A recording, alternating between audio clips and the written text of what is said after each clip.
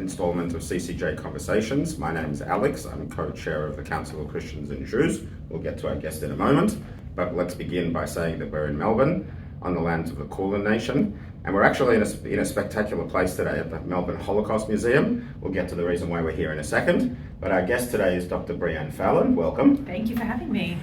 So let's start by just telling us where we're at and what your role is here.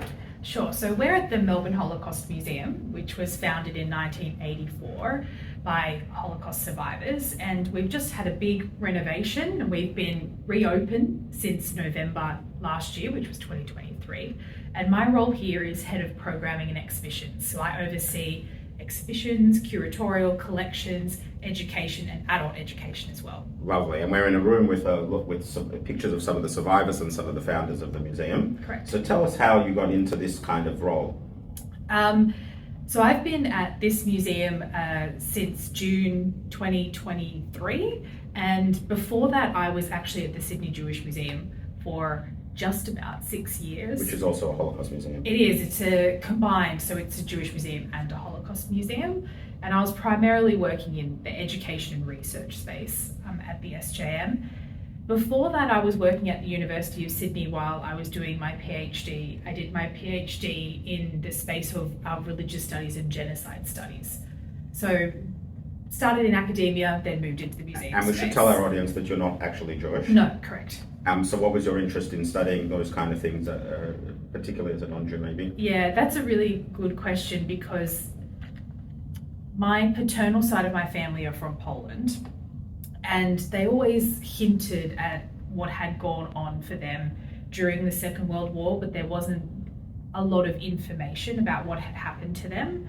And I feel I didn't really know much, and it was sort of a way of trying to understand a little bit more about them, but I only found out really what happened to my grandfather and grandmother once I was actually working at the Sydney Jewish Museum.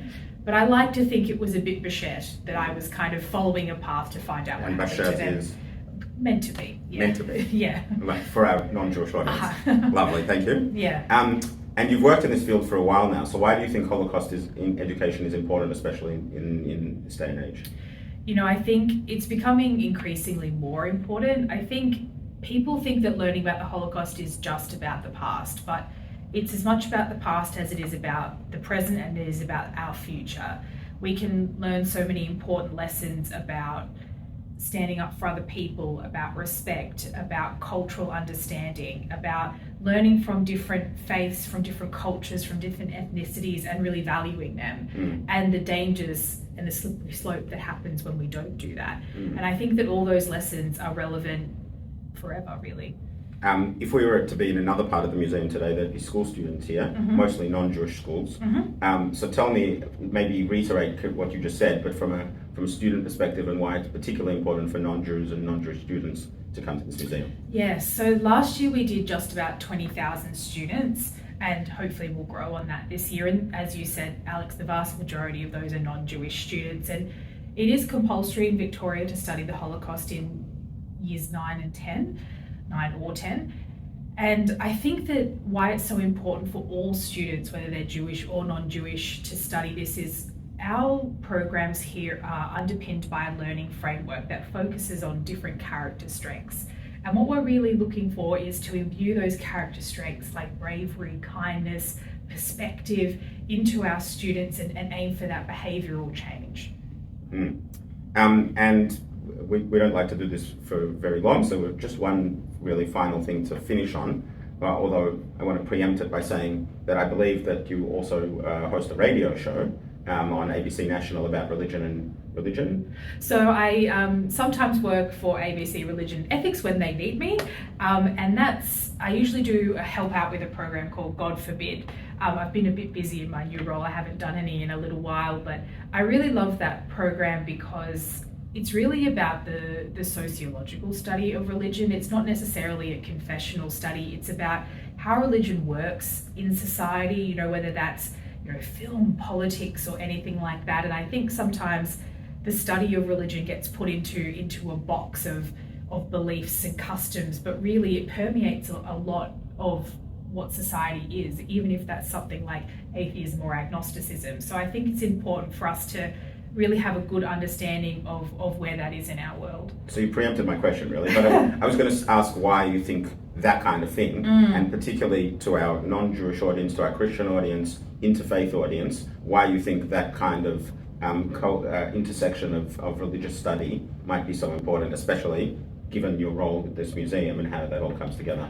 Yeah, I think for me it is, you can't truly respect what you don't know and what you don't understand. And so if we choose to, you know, perhaps keep ourselves within our own little echo chamber, we're not hearing other perspectives and we're not hearing other points of view. And I think, you know, I like to take it upon myself to try and just learn as much as possible, because then that's how I can have empathy and how I can have that true respect and understanding. You know, it's beyond tolerance.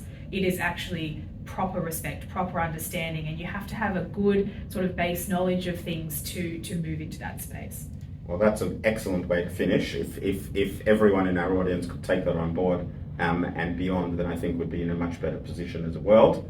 And you're the beginning of that. So thank you very much for being a guest here. Thank you for all the work that you do. And for those who are in Melbourne, or if you can make it to Melbourne, if you haven't been to the Melbourne Holocaust Museum, I genuinely say it's one of the best museums I've ever been to, and I've been to quite a few of these kind of museums. Come along, do yourself a favour, and we hope to see you here. And Breann, thank you again for being our guest. Thanks, Alex. Thank